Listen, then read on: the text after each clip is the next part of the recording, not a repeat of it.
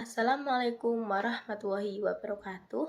Saya Nabila Atasy Fauzia dengan NIM 2508010125 dengan mata kuliah Pendidikan Anti Korupsi. Di sini saya akan menjelaskan sedikit inti dari artikel saya yang bertemakan dengan peran masyarakat dalam pencegahan korupsi penyalahgunaan dana desa oleh kepala desa. Korupsi adalah salah satu masalah besar di Indonesia. Walaupun aturan dan lembaga anti korupsi sudah dibentuk, praktik korupsi tetap saja muncul, termasuk dari daerah kecil seperti desa. Salah satunya adalah kasus yang sering terjadi adalah penyalahgunaan dana desa oleh oknum kepala desa. Padahal dana desa ini tujuannya jelas untuk pembangunan pelayanan masyarakat dan peningkatan kesejahteraan warga.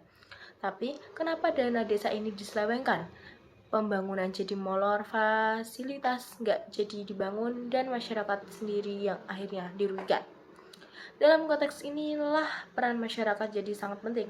Masyarakat bukan cuma penerima manfaat, tapi juga punya hak dan kesempatan untuk ikut mengawasi jalannya pemerintahan desa. Sebenarnya peran masyarakat ini sudah punya dasar hukum yang kuat.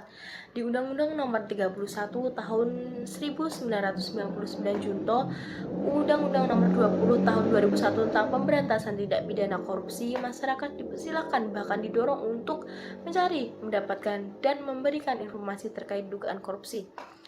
Selain itu ada PP nomor 43 tahun 2018 yang menjelaskan lebih detail hak-hak masyarakat dalam pencegahan dan pemberantasan korupsi, mulai dari hak mendapatkan jawaban atas laporan, hak perlindungan hukum, sampai hak memberikan saran dan pendapat ke aparat penegak hukum.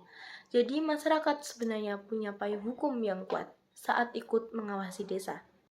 Peran masyarakat yang pertama adalah pengawasan partisipatif, yaitu dengan ikut rapat desa, memantau penggunaan dana desa, meminta laporan anggaran, dan memastikan pemerintahan desa transparan. Yang kedua adalah pelaporan dugaan korupsi. Masyarakat dapat mengumpulkan bukti dan melaporkan ke BPD, inspektorat, atau polisi, atau KPK.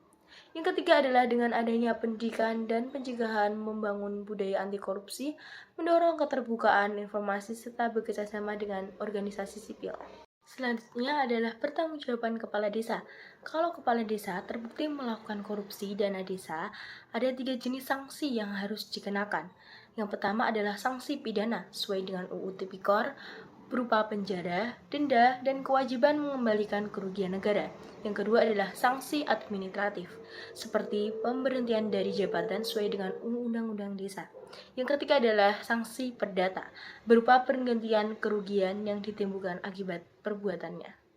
Meskipun masyarakat punya hak besar dalam pengawasan, kenyataannya tidak selalu mudah. Banyak warga yang takut melapor karena ada tekanan dari pihak tertentu. Ada juga yang bingung soal prosedur dan gak paham mekanisme pengawasan.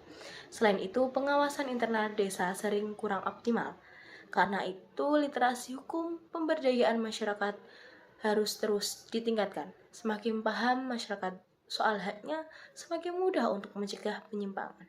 Supaya korupsi di desa bisa cegah, masyarakat, pemerintah desa, dan lembaga pengawasan harus bekerja sama. Semuanya harus transparan, terbuka, dan mau diawasi dengan pengelolaan dana desa yang jujur dan akuntabel.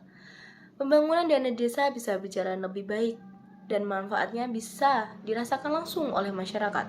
Jadi intinya dari semuanya, masyarakat bukan untuk cuma penonton, tapi kunci penting untuk menjaga desa dari praktik korupsi. Ketika masyarakat berani peduli dan ikut terlibat, ruang bagi korupsi semakin kecil dan desa semakin maju.